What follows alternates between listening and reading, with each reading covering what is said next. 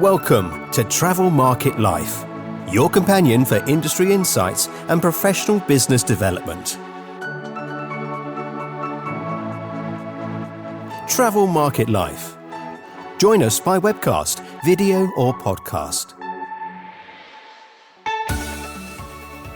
Hello and welcome to Hoteliers Voice Season 4. In today's episode, we're going to be talking hotel marketing with Melia. This episode is part of our media partnership with the International Hotel Technology Forum, of which our guest today, Sofia Muntaner, Senior Brand Marketing Manager of Melia International for Zel and Innside brands, which has approximately 45 properties, was speaking at the IHTF 2024 about attracting the new wave of guests. Sofia has been with Melia for 10 years. And so in our conversation today, we're going to be talking about how marketing has changed as a result of consumer trends and behaviour, the channels that are key to success with consumers today, how social media channels differ in performance, audience and engagement, the role of content, and the use of guest technology and marketing systems. Travel Market Life. Hello, Sofia. Thanks ever so much for joining us today. It's absolutely wonderful to have you here. So please, if we can start, 10 years within Melia, you must have seen quite a few changes. How has marketing strategies and marketing activation changed as a result of consumer trends and behaviors? Well, I think, the marketing strategy used to be like promotional content and that's it. But nowadays it's much more complex. Your branding and communication is like your contact with the society. So you need to be like a health and long-term relationship to have like a sustainable business in the end. So you need to like maintain this, customer relationship, creating your own community. So it's good like to have like these customers like near you, like in a daily basis, and this is possible due to these different channels. So customers want to like support businesses that share like the same values that they do. So the product itself is not enough. They expect brands with purpose and corporate social responsibility, and they expect like personalized experiences and communication. So apart from that, obviously, it's a no-brainer that customers have become like completely digital nowadays. So marketing strategies have changed into these digital channels to reach these customers with social media marketing, influencer collaboration, SEO, like content marketing, email marketing. So there are like many new channels, and I think the fragmentation of these media channels is the challenge today for the companies and for the brands. And even, for example, the TV is changing. So the TV is not dead itself, but it's changing the role with like new, like the pay TV, Amazon Prime, Netflix, whatever. So there are like many of them. But I think like there is like also a change of how like brands and media channels are interacting. So you need to build also like a relationship with the channel also. So this is like a change. So and if we come to the customer, sorry, to the customer, I think the evolution is like huge. So since I started in Melia, that you said that I've been there for 10 years already, which is like quite a lot. So I've seen like this evolution. And now, the customers are like experts in your product. And this is a challenge also for the brands, because they read reviews, they look, the product in different platforms. They compare. Sometimes they know even more, than you, so this, what we call this search phase, has become one of the most important parts on the marketing like strategy, I think, because you need to be there, and now this search phase is like what lasts more in the decision making. So this brand awareness in the end is everything.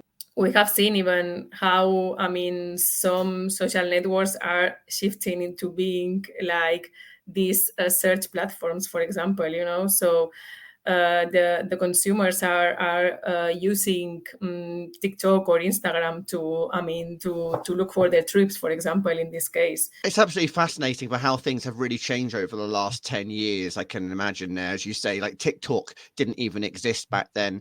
You've seen that growth of some of those other social media channels. And, 2014, we definitely had, some of that social in place. I remember using Instagram and Facebook and Pinterest back then. But I guess you would have been doing some actual print and print advertising as well back then. Does that play a part at all in anything Yes. that you do today? Yes, I mean, I did the print at the very beginning when I started. It was like it was not a huge part of the strategy, but it's true that when I started, I mean, yeah, it was like a part of the budget that went to print advertising. But it's true that I mean, nowadays it's changed a lot. I mean, the print advertising, I have to say that, I mean, when you see now a good print or like a good activation in the street, I think it's very powerful because,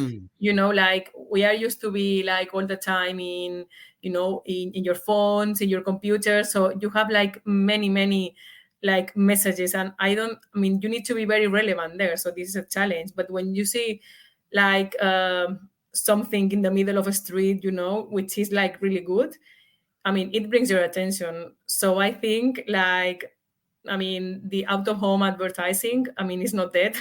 I mean, it's very powerful, but I mean, it's more like cost effective, and it needs to be like a very, like a very specific activation. But when it comes like printed media, like for example, in a magazine, it's true that now, I mean, it's changed with the digital environment. But well, I think, talking about how the consumers, I mean, has been like changing. Now for example, the generation Z, that they were like the youngers, now they are starting in the workforce. So we can see, I mean, how this generation also like is coming into, into the market, and they are looking for things, I mean, that are very different. Like, I mean, obviously, like social responsibility. I mean, the shopping behaviors are changing a lot. So, and I have seen how, for example, like all these like travel behavior, like, okay, we are traveling for business and leisure at the same time, like these lines are very blurred. So, I mean, you are traveling for leisure, but you stop by, I mean, for something that is interesting for your job, for example. I mean, when I'm traveling, I love to like discover new hotels, that maybe are good for them. I mean, think about, like take ideas, for example. And I mean, we have seen like how people now, I mean, in their trips, I mean, they usually travel with a purpose, So with this, I mean, we used to, I mean, to see like how people maybe like book a trip for a weekend and that's it. But now, I mean, more and more people, I mean, are looking, for example, okay, I'm going to this, to this city, but because there is something happening, like a museum, like a festival, a marathon, or, like, and this is, I think now, I mean, people are traveling more and more with, I mean, with a specific purpose of I mean, we've these been certainly places. looking at that aspect of it, this impact of the like of Taylor Swift tourism, and Yeah, other specific events that you mentioned, gocations, where people are yeah. specifically booking for, their birthdays or their anniversaries. But going back to the marketing channels that are really having that impact today, I mean, you talked obviously a lot about sort of personalized marketing and drive and the impact that has, and social media. And particularly, let's look at this idea of social media for a moment, because you've got your own channels, and then you've got the paid advertising that you can do on social. And then there's this influencer side. And Mhm. as a hotel brand, I know we've heard all the stories where a lot of influencers are trying to get their free holidays and you're hoping to be able to get that visibility and that exposure through them. What is that relationship like working with influencers and the power they bring to a brand and Yeah. driving that awareness for you guys? Yeah, I mean, well, the influencers is like a territory that has grown a lot, and there are like many opinions around. I mean, around this topic. But I have to say that our experience is very good. I mean, I think the brands, I mean, need to look for the influencers or content creators that brings value to. I mean, to your brand. That they are really a partner, and. I mean, we know that it's not only about how many followers they have, but I think the engagement part is very important. So I mean, we have been well with the opening of Zel last year. I mean, we have like a partner with many content creators and influencers that are really good. And if they have like a good audience, the values and the content that they are posting is aligned with your values. Is a very successful strategy, and in the end they are like friends, because I mean I'm friends with them, because in the end we both want like the strategy to be successful, so they are like adding value to their content also, that is relevant to the audience, and I'm adding like value to my audience also, so I think it's a win-win. I mean, it's fascinating, this idea of content, because that's just been an area of absolute explosion in recent years. But yet the trends have changed from long form to short form, from posts to stories to reels. You know, what are you noticing in particular of where content is having quite an impact and that brands, marketeers need to think about more moving forward? Yeah, well, I mean, from my point of view, content is everything. So, I mean, and there is a lot to unpack here, because in the end, I mean, you have many channels, and the channel is like your, I mean, the way to, I mean, how you reach your target audience. But in the end, I mean, if you are using like any channel and but the message and the content is not good, I mean, you won't be successful. So I think, I mean, it's very important to choose first your goals, obviously, to choose your, I mean, the channels, and the content needs to be like tailor made for each channel. So you can't like promote the same in Instagram than in TikTok, than in display, than in CRM, you know? So each channel, obviously, I mean, you have like an umbrella concept of your campaign, but I mean, what we do is, I mean, we create like specific messages for each. I mean, for each channel. Like for example, the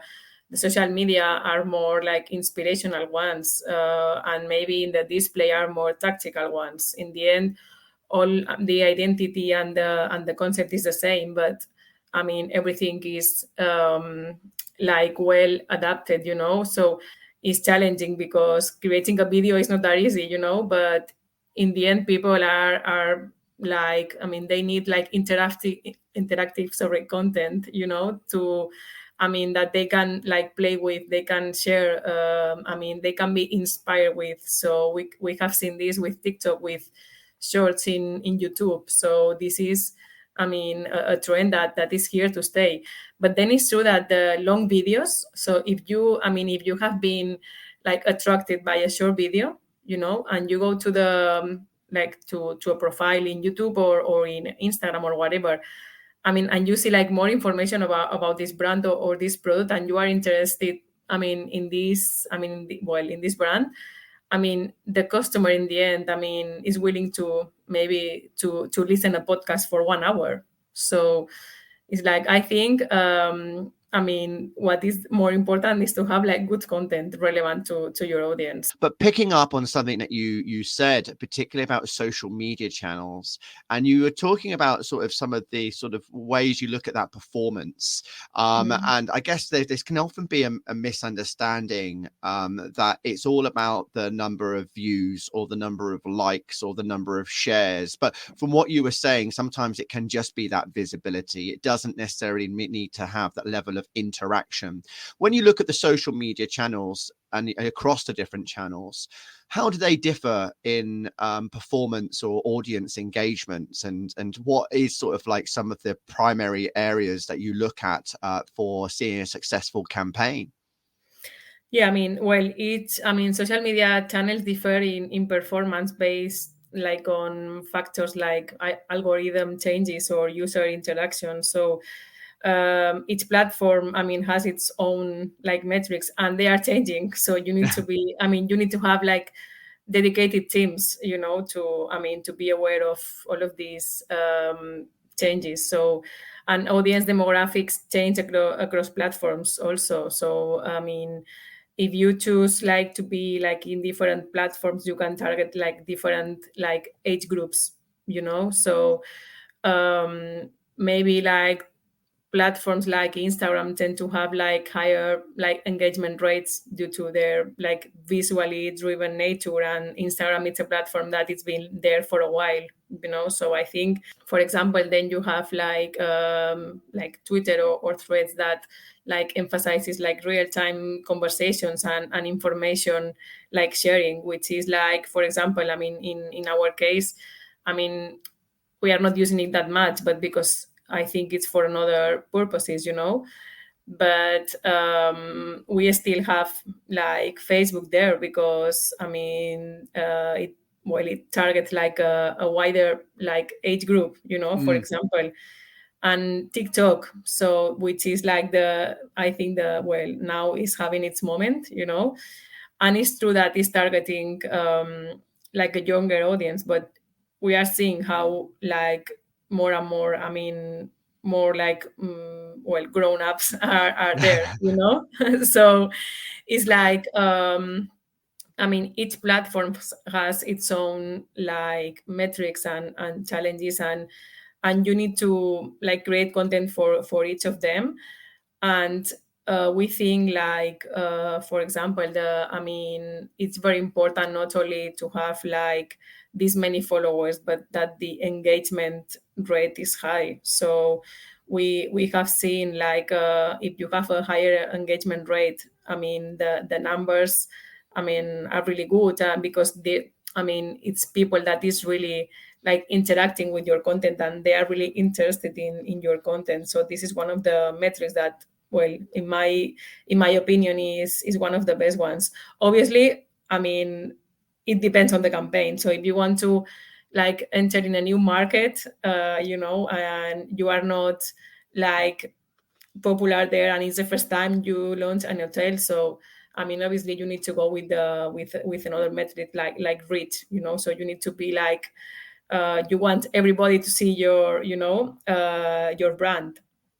So in the end, I mean, you have, I mean, all these metrics like, okay, so sometimes you want to increase your fan base for any particular reason, you know. So I think all of these metrics, I mean, needs to be like specific for your campaign. So I don't believe that there is always like a metric that needs to be like the key, you know. So you've got a mix of like agencies as well as technology partners to help you fulfill your campaigns and your marketing plans throughout the year. So how do you identify sort of the partners to work with to help you with efficient marketing operations? What do you look at that helps you make that decision most effective, that they're going to be the right partner for you? I mean, when we have a partner, I mean, we used to like to be like a long-term relationship in the end. So I mean, it's not that we are changing, you know. So when you have a partner, I mean, it's good like to, I mean, to build a relationship and to, you know, and to be like friends, as I said, you know, because in the end, I mean, you are helping each other. So maybe the partner itself, can evolve also with the new functionalities or the new trends. So we are having agencies that help us with social media, with campaigns. Obviously, we have Meta, we have, Google. So it's like we have many partners, but I think like every business has, you need to be like all the time there. How do you go about learning and development and improving yourself in your role and the support that you're given by the business to help you sort of build up that level of experience in marketing in hotels? Yes. Well, in 10 years, I've grown a lot, I have to say. So I think that the best part is the team. I have to say that we have an amazing team. So we help each other. So I think the team is the most important part of your daily work, let's say. Then obviously, we learn from the partners that we have, like the agencies, the companies. But I think this job requires like a curiosity mindset, I'm always curious about what is happening in the market. So obviously you can have partners to help you with your marketing strategy, but if you are not there, it's difficult to reach your goals. So all that you can study, what you can learn in your daily basis, and your team are the three parts that are key to grow. Excellent. Sofia, thank you ever so much for joining us today and giving all those insights. It's fascinating to learn. Thank you so much for having me, and it's been a pleasure to be with you. So that was Sofia Muntaner, the Senior Brand Marketing Manager at Melia International for Zel and Innside brands. You can check out more of our Hoteliers Voice Season 4 on our podcast channel. And that was part of the International Hotel Technology Forum, where we are a media partner. I'm your host, Ryan Haynes. Thanks ever so much for listening. For more, go to Travel Market Life. The music sensation by Zach Nelson is reproduced under license from Storyblocks. Travel Market Life is a Haynes Marcoms digital marketing agency production, serving the travel and technology industries.